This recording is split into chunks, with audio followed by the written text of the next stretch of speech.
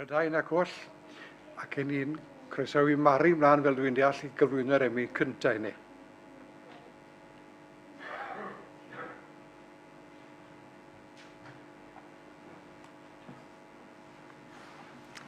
Rhif yr emyn 872. Ag efais ddigon o fwyd y flwyddyn hon, ath ysgu borau yn llawn i'r nenfwyd bron. Oes gen ti ormod, oes gen ti stôr ddiri. Cofia di mae Duw sydd yn rhoi i ni. Rhoi, rhoi, rhoi, i'r anghenus mlawn. Rhoi, rhoi, rhoi, o'r digonedd gawn. Dyna sut diolchwn ni i Dduw am iddo rhoi, rhoi, rhoi, i bob un gael byw. Os wyt am degwch a'r cryf yn helpu'r gwan, os wyt am heddwch a phawb yn gwneud ei rhan, mae hedd a chariad yr Iesu nawr i ti, cofia di mae Duw sydd yn rhoi i ni. Rhif yr emyn 872.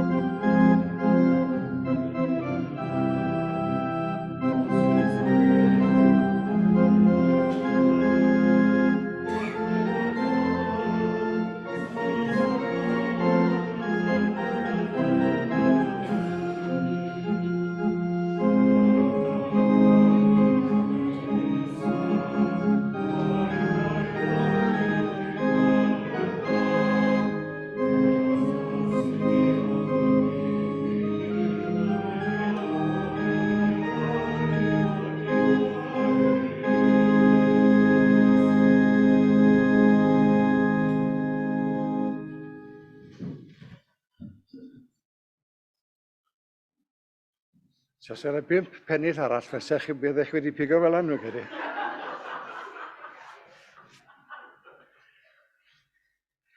Da iawn, beth bysau Dewi Watkin Powell yr ei alw'n dipyn o diti bach. Ond na ni, mae'n amrywiaeth yn bob maes. Wel, i am ddarllen os gai bore yma, bydd y sbectol yn helpu. Rhan gyntaf, penod 15 o lythyr Paul at y Rhufeiniaid.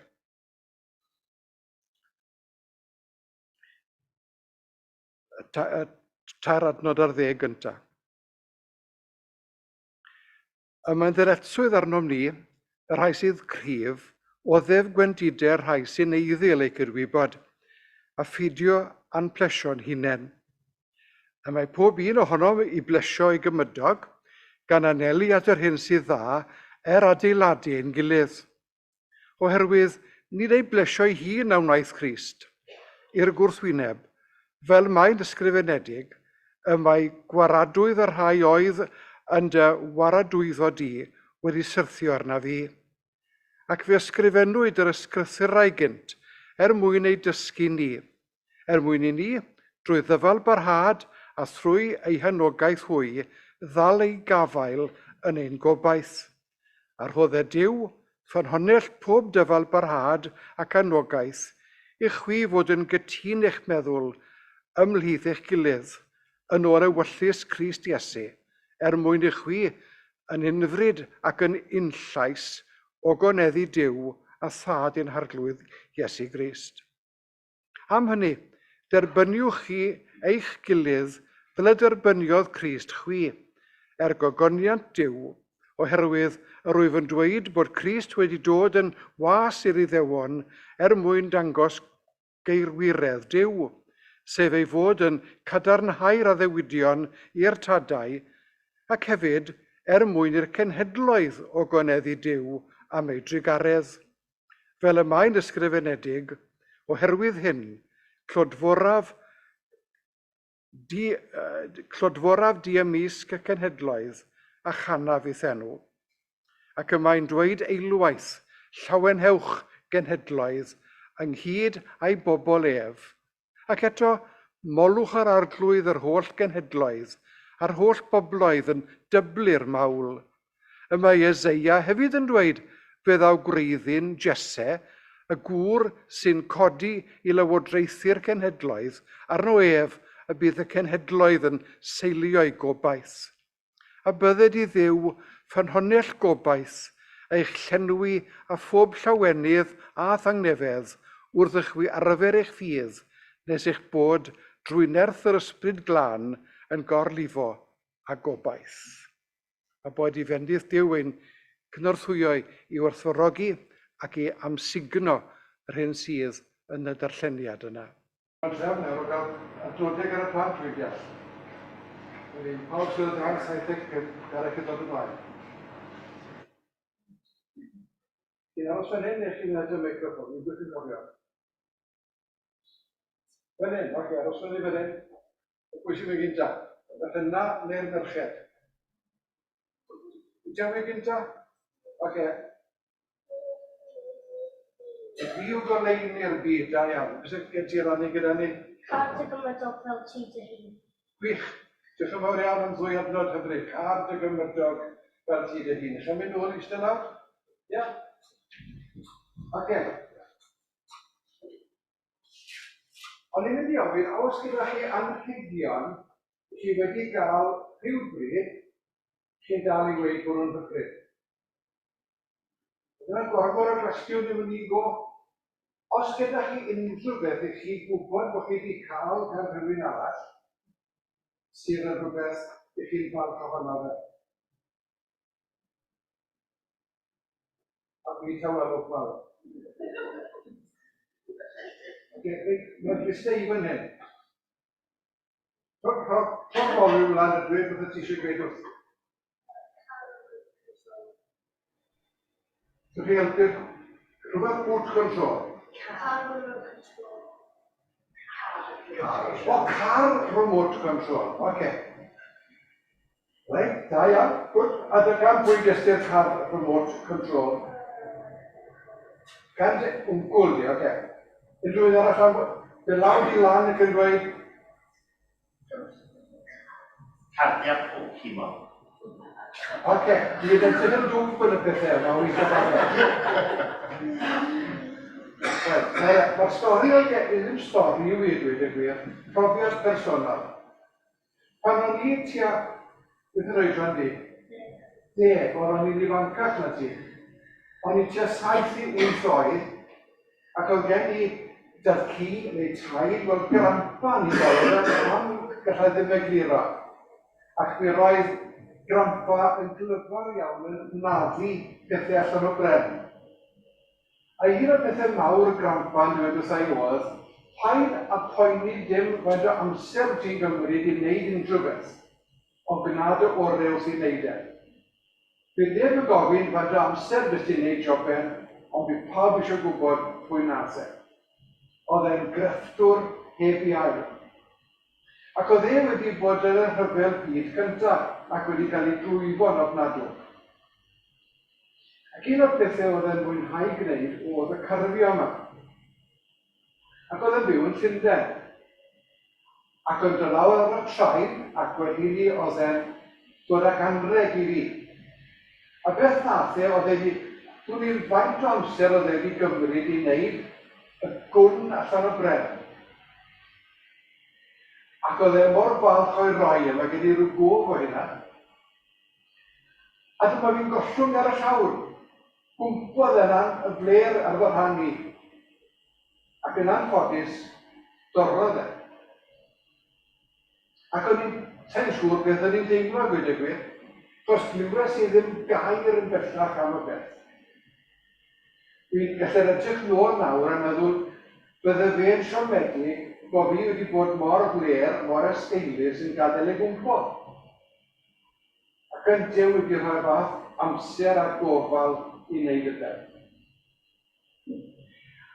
Mwyn cofio fy nat ci, taid, grandpa, bydden ni'n falch o'i gael e nawr, yr eitem oedd e wedi wneud. Ond dwi ddim mor siŵr a bydden ni eisiau gwrn chwaith. A hwnna fyna mae'n broblem i. Dwi yn cofio fy nat ci, ond dwi ddim eisiau cofio bod e wedi bod mor sawl ag oedd e, a dwi ddim chwaith eisiau dathlu bod pobl angen seithi gilydd. Mae gynnau yn bethau heri. Achos nid yn gymaint bod y gwn ei hun wedi dorri, a gwn pren oedd ar ddiwedd y dydd, ond mae gynnau go iawn yn torri pobl. Ac ar sy'n y cofio fel heddi, iddi'n dweud, gobeithio fydd neb arall yn gorfod dioddau rhywun yn marw oherwydd gynnau. Nag yn unig mewn rhyfel, ond mae'n digwydd mewn cymaint o lefydd ar draws y byd. Felly'r ddau beth yn ei gobeithio byddwch chi'n cofio gen i heddi, ar sy'n y cofio, bod yn rhegion mosber yn werthfawr i gofio'r sawl sydd i'r rhoi nhw. Mae cofio bod pobl yn cael gynnau ac yma hynna'n rhywbeth sydd yn creu fath bywyd, neu fath diffyg bywyd, fath marwolaeth, a mae'n digwydd ar draws y byd. Cofio ac osgoi beth mae gynnau yn ei gydrychioli. Nawr te, mae ddi'r... Dwi'n gofyn beth oedd ar y trefn. Beth sy'n digwydd nesaf? Fe ganwn ni'r ail emyn a wedyn gawn ni'r funud i aros wedyn, ia? A'r emyn i ni'n canu nawr yw'r emyn, yr ail emyn ar yr 846.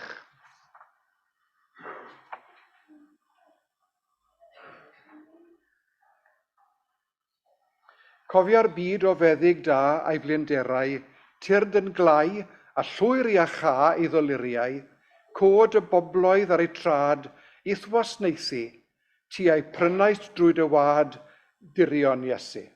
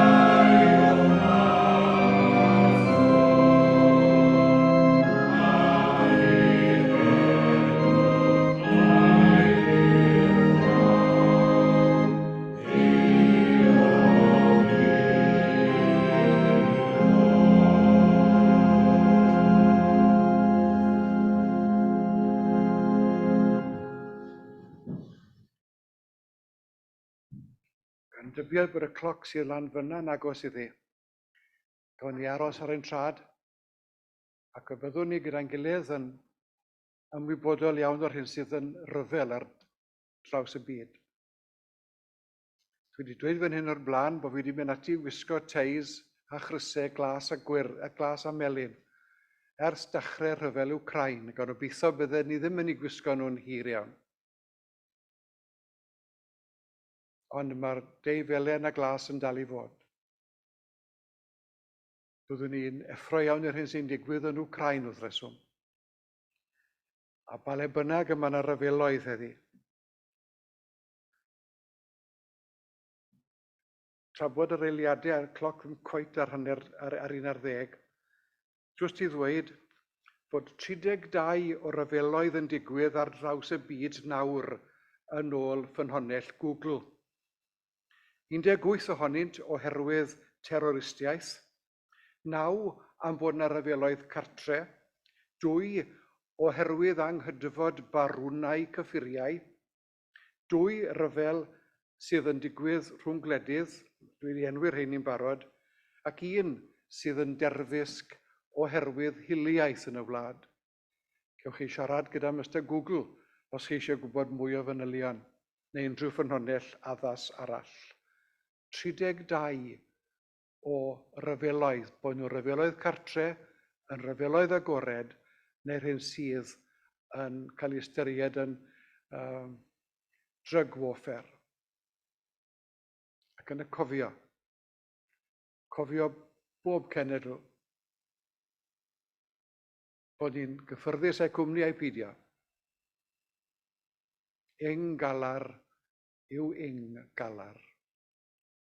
Ymdawelwn am 2 funud.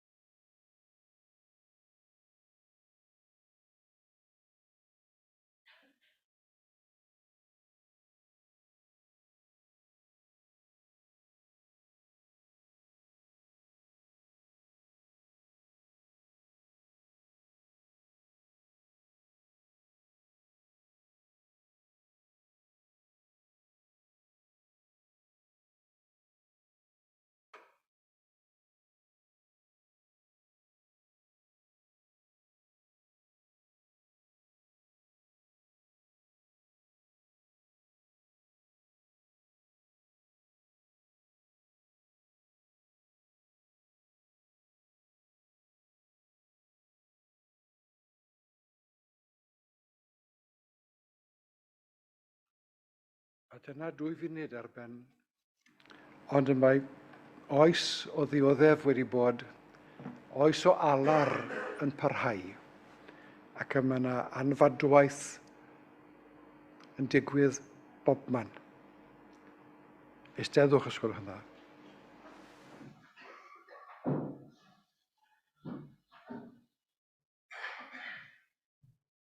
Ac fe ffrwmwn ni weddi gyda'n gilydd.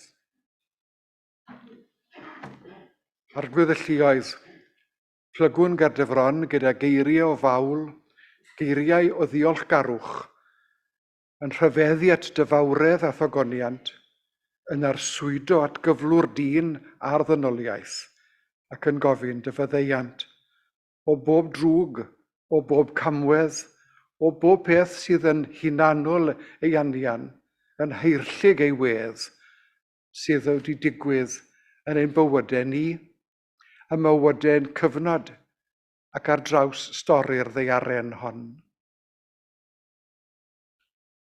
Y mae'r hanesydd a'r seicolegydd yn medru dweud llawer am effaith rhyfel, am realiti rhyfel. Ac fe gyflwynwn gyda dyfrondi'r sawl sydd y dyddiau hyn yn galaru oherwydd y fath anfadwaith. Mi fydd pobloedd Israel a Gaza yn dod i'n meddwl.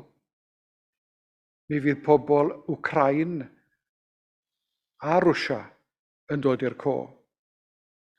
Mi fydd yr hyn sydd yn digwydd yn Affganistan, yn ganolbarth Gweriniaeth Canol Affrica, yn Ethiopia, yn Libia, yn Mali, yn Ne Sudan ac yn Syria.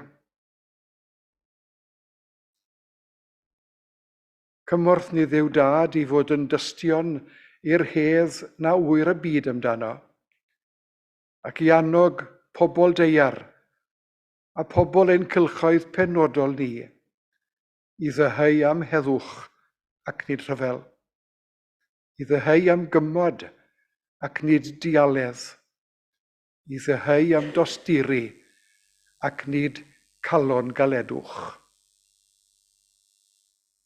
Sicrhaw wrthyn ni an.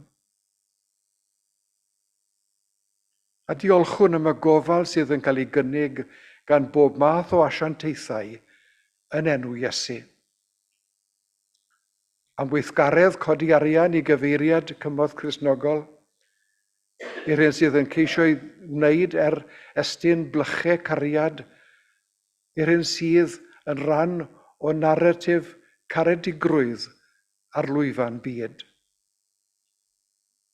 Clywyn gweddio fawl ac o ddiolch.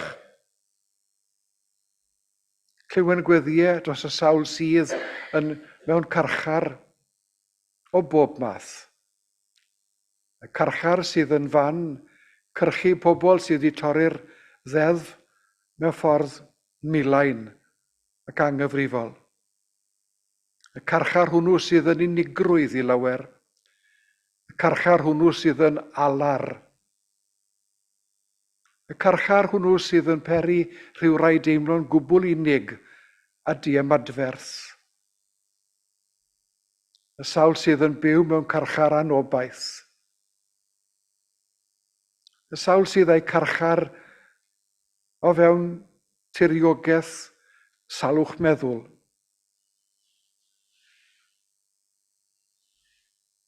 Sicrhaw wrthyn ni an. A diolchwn am bob corff sydd yn gweithredu deioni cymdeithas, yn weithwyr cymdeithasol, yn bobl sy'n cadw'r hedd, yn bobl sydd yn dwyn iechyd o'r newydd, y sawl sydd yn ceisio wneud bywydau pobl eraill yn ysmwythach ac yn haws. Ond ym mhob diolch Dduw Dad, diolchwn am Iesu Grist a'i farwol glwy, boed miloedd mwy o sôn, a dwediad pob creadur byw mae teilwng ydy'r ôn. Diolchwn am waith yr ysbryd glân, yn deffro, yn cysuro, yn cadarnhau, yn cymell, yn goleio. Diolch am y Beibl yn ein iaith ein hunain, ac am y cyfieithu sydd yn digwydd i bob math o ieithoedd eraill.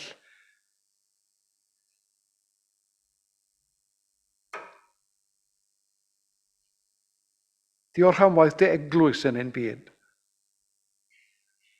Ac fe weddiwn yn benodol nawr dros yr eglwys Gristnogol yn Gaza, dros yr eglwys Gristnogol yn Israel, dros yr eglwys Gristnogol yn yr Wcrain ac yn Rwsia. Ac yn gweddio y bydda'n hwythau'n darganfod llais a modd i weithredu, a fydd yn tystio i ti, ac i Grist ein harglwydd.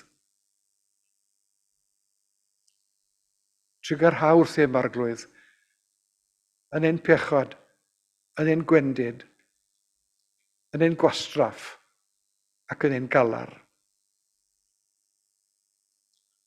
Gwrando'n llef, wrth i ni rannu'n gweddiau'n gyhoeddus gyda ti, yn enw Iesu Grist ein harglwydd. Amen.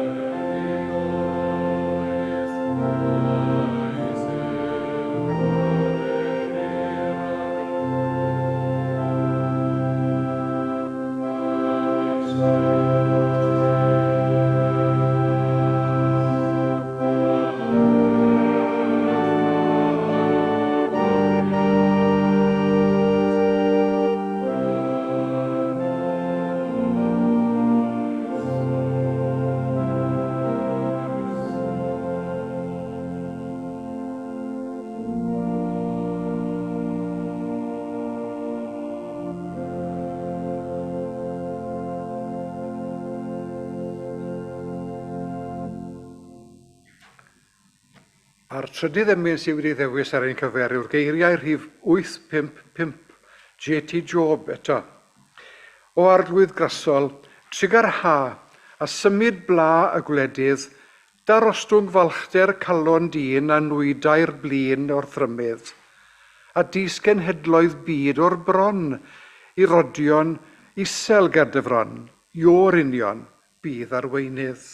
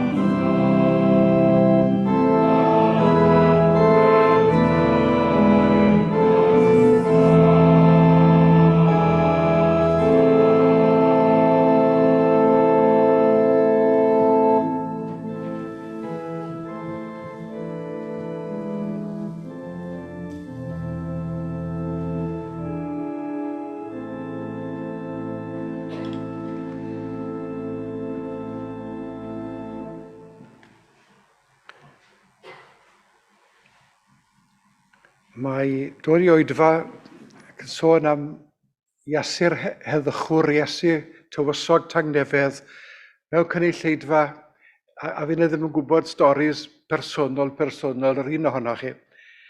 Go iawn. Ond beth bynnag ein daliadau ni ynglyn â heddychiaeth, mae Sul y cofio yn mynnu dwy'n sylw at ddiwedd y rhyfel byd cyntaf.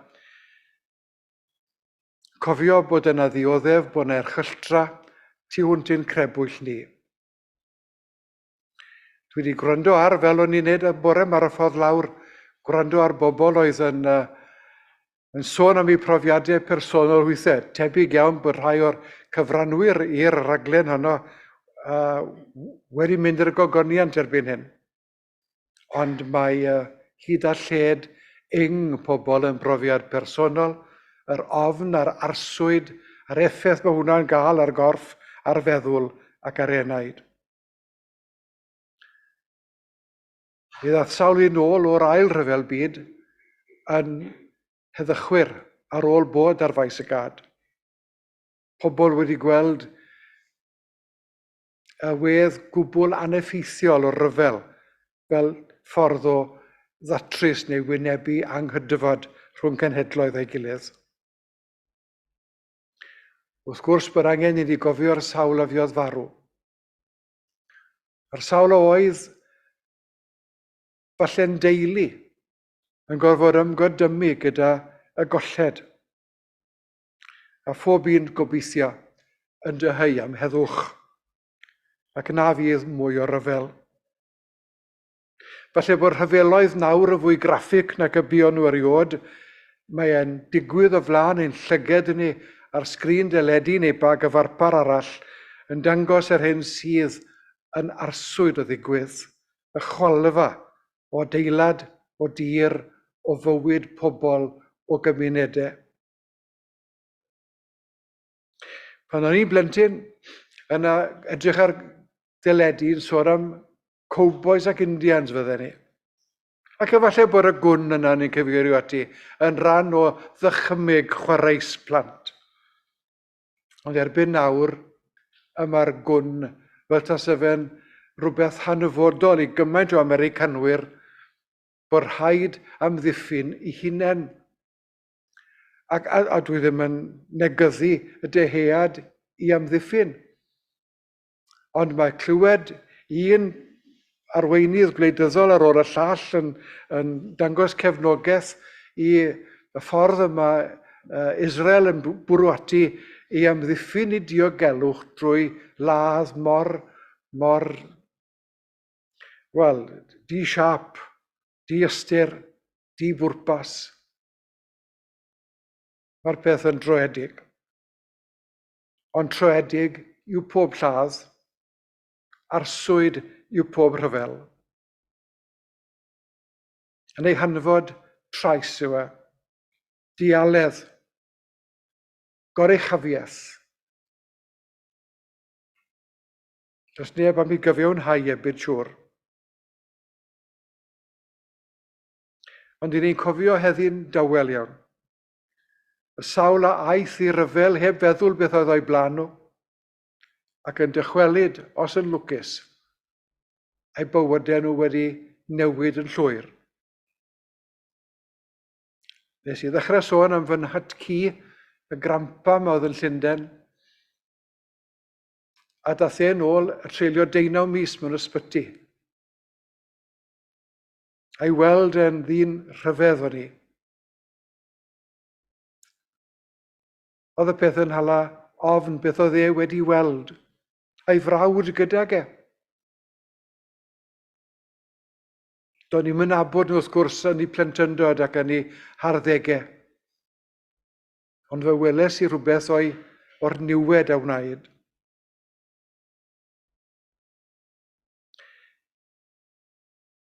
Mae'n anodd i eddychwr fel fi ddweud unrhyw beth teg ac adeiladol wrth y sawl sydd wedi cael y profiadau yna, a'i teuluoedd. Ges i fe enwi ar ôl brawd mam, a buodd e farw yn yr ail ryfel byd. yn 23 oed. Dwi dros deirgwaith i oedran ar hyn o bryd.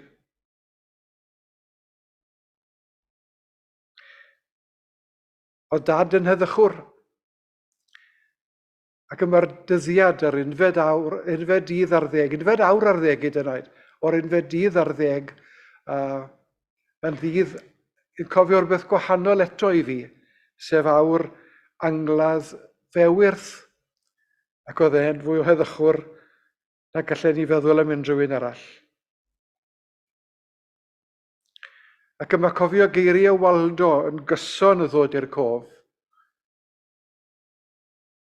yn gofyn beth yw maddau. Gai sôn fwy am hwn heno gobeithio. Beth yw maddau, ateb Waldo? Cael ffordd drwy'r draen at ochr hen elyn. Heddi, i ni'n cofio bod milwyr o bob cefndir, o bob ochr i'r ryfel. I'w cofio y sawl o wisgodd lyfrau milwr, neu milwyr, bod nhw'n dewis gwneud a'i peidio yn gelain ar faes y gad. Yn cofio pobl na fi oedd yn agos i faes y gad, ond a ddioddefodd yr un fath. Mae yna beryglyn i'r gair diniwed, heb bod ni llawn deall at bwy ni'n cyfeirio. Mae'r lluniau graffig ar y teledu nawr yn sôn am beth sy'n digwydd yn Gaza, ond yn ychwanegu at dwyster y ring. Ac yn cofio am y teuluoedd oedd yn galaru, ac efallai'n cael eu corddi gan gasineb. Pobl sy'n gofyn y cwestiynau pam, mwyn beth, pwy wnaeth.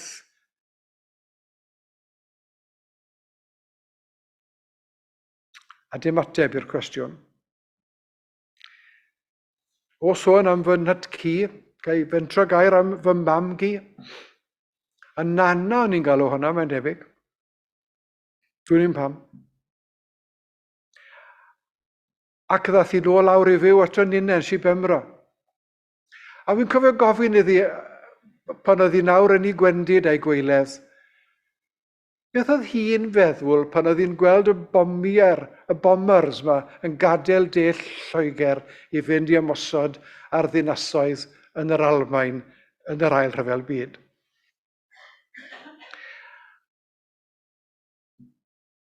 Ac es i sioc o glywed ei hateb i.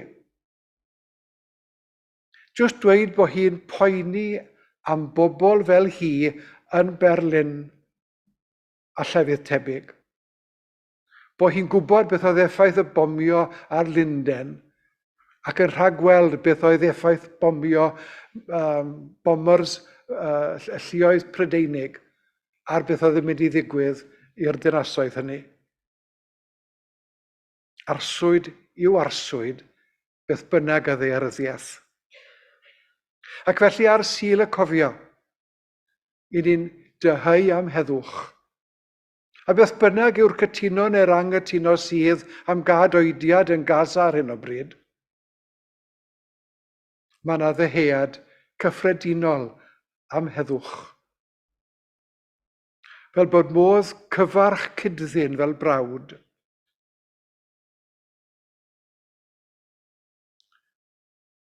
Mae'r pause button senario heb daflegrau yn ymatal rhag dial.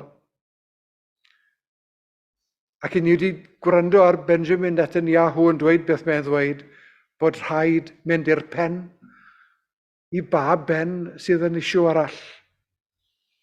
Dwi ddim eisiau rhoi cyfle i'r Hamas i ailgydio, ac fel gwleidydd ac fel milwr, wy'n deall beth mae'n feddwl wrth hynna. Yn tybed oeddi e'n gweld y plant sy'n cael ei chwalu. Oeddi e'n gweld y cymunedau sy'n cael ei distrywio. Ac a yw weledigaeth am y tir yna, am mewn 2 mlynedd, 5 mlynedd, 10 mlynedd, yn mynd i weld gwell byd. Scarcely believed. Mae dydd Gwener y Groglith yn profi bod heddwch yn bosib. Wy sôn am ddydd Gwener y Groglith yn Iwerddon gyda llaw. a bod angen dewrder, angen ffydd, angen ymddiriedeth. Mae angen i fi beth bynnag wrth beth yw'ch sefyllfa chi, i lo'n gyfarch Senedd yma yng Nghymru, am ddatganiad y dydd o'r blaen, yn galw am heddwch yn ardal Gaza. Ac yn diolch am bob enwad, am bob mudiad, am bob corff, am bob undeb sydd wedi galw am y gadoediad. Mae yna sawl cam cyn bod gwireddu hynna, mae'n siŵr. O'n i'n gwylio newyddion CNN yn ystod yr wythnos, sydd yn dangos dipyn mwy na mae'r BBS yn gwneud. Ac yn gwrando ar heddychwyr o Gaza ac o Israel yn cyd ddyhau gyda'i gilydd am heddwch a diwedd i'r rhyfel hwn.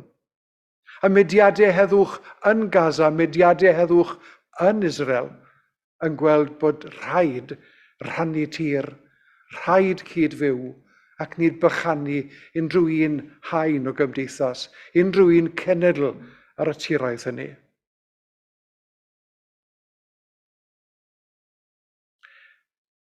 Y galw am heddwch. Ond mae gweddio am heddwch yn rhan o'r galw. Ac mae'r aperygl weithiau i fi i ddweud brawddeg yng nghanol gweddi arglwydd dwi'n gofyn am heddwch yn Gaza, ac yma fel rhyw berorasiwn gweddigar. Rhyw ddweud mwyn dweud. Heb lot o feddwl, heb lot o heb lot o arswyd. Mae rhy glib weithiau i ddweud pethau fel yna, heb bod un yn teimlo rhyw ddirgryniad emosiynol.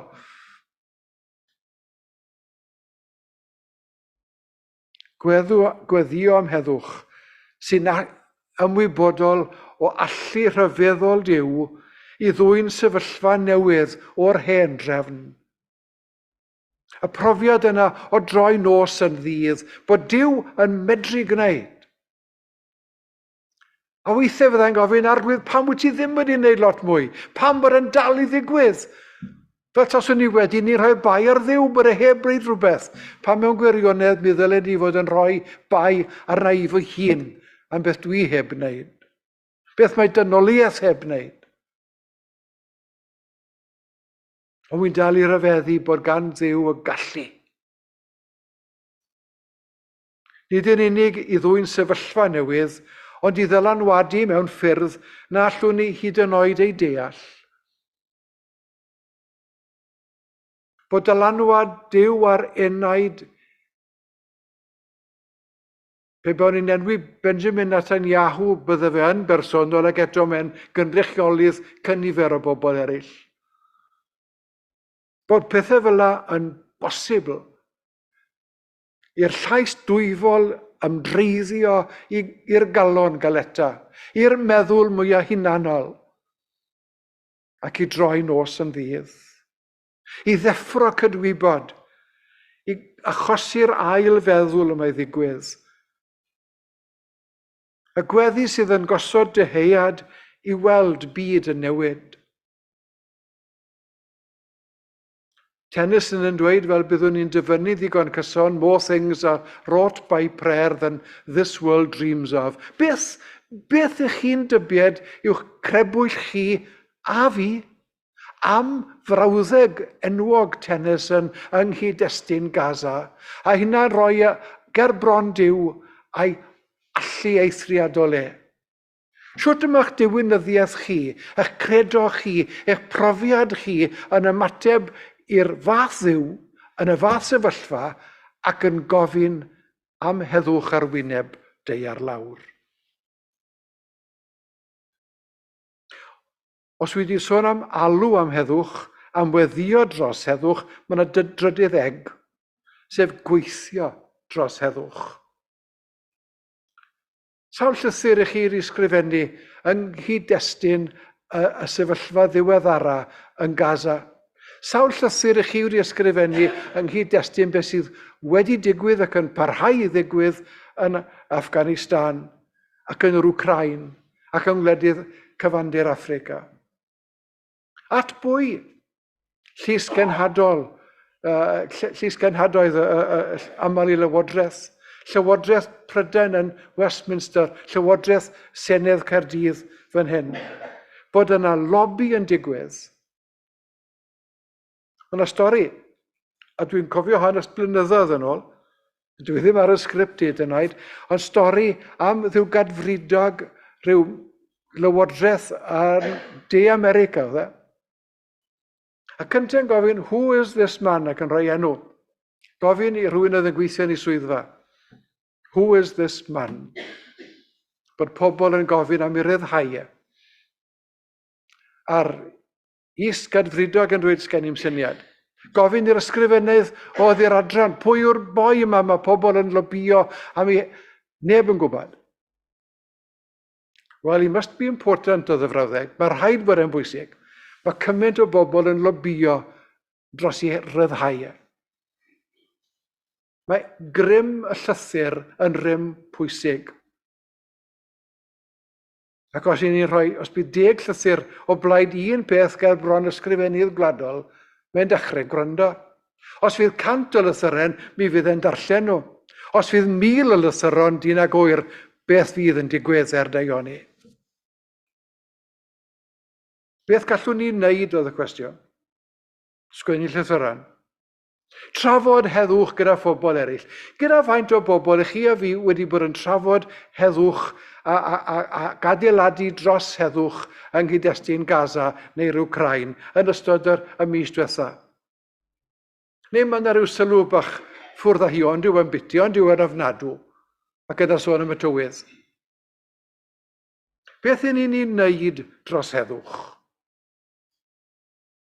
I baraddau ni'n darllen deunydd, mudiadau sydd yn sôn am gymod, am gydweithio, am waith dyngarol. Braf eich clywech chi'n gyhoeddi am codi arian i gymod Cristnogol.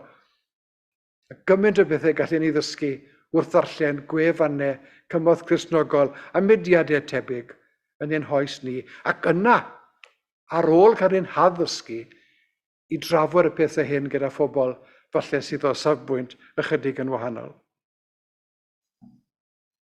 Dwi wedi sôn am 2 reg, y galw, y gweddio a'r gweithio. P'un dyle fod o'r gynta yw'r cwestiwn dwi am adael gyda chi heddi. P'un ddyle fe fod gynta? Galw, gweddio, gweithio. Oedi'r galw sy'n sylweddoli hirtrwydd y lladd ac yn gwybod na allaf wneud fawr o ddylanwad, gofyn i Dduw wedyn i ymyrryd ac yna ymroi i wneud beth gallwn ni, fel na weles i ddyn dod. Neu falle gweddio'n gynta, ac yna'r galw yn dilyn y weddi sydd yn ysgogi'r gweithredu. Ond te dechrau gyda'r gweithredu, y beth amlwg rhwydd i wneud. Ac yna'r gweddio mwyn cael deall dyfnach o'r mater, fel bod ni o'r herwydd yn galw yn fwy effeithiol. Ar syl y cofio, gallwn ni ddim fod yn sylwebwyr, bystanders, ond ar ganfod grym yr emyn, Efengyl Tynghnefedd, dos ragot yn awr, a doed y gyfiawnder o'r nefoedd i lawr, fel na byddo mwyach na dial na phoen, na chariad at ryfel, ond rhyfel yr oen. Heno, y mwriad yw sôn am gost maddeiant. A pwy sydd angen maddau i bwy? Gogoniant yw enw. Amen. Ar ôl awr emynedd, 865 yw'r rhif sydd ar waelod y bwrdd fyna. 865. O dywysog ein tangnefedd, cyfaill mwyar ddeiar hon, gwna elynion yn gyfeillion, heb un brad i boeni bron. Gwrando gri ein henaid ni, am yr hedd sydd yno ti.